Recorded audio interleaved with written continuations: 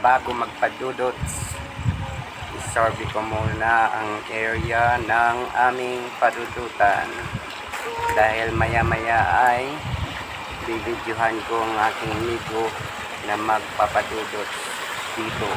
Diyan mula sa itaas na yan mga lodi. Ayan.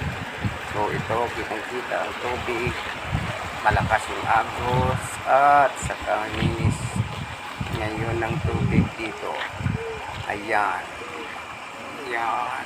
Clear ang area, walang peligro. At yan ang sikat ng araw mga lods. Ang ganda. Ayan. Ayan pa. Tinignan ko rin ang daanan ng tubig. Ang padulasan mula dito sa itaas. Clear na clear mga lods. Walang sagabal. Kaya ayan si Idol. Tingnan natin.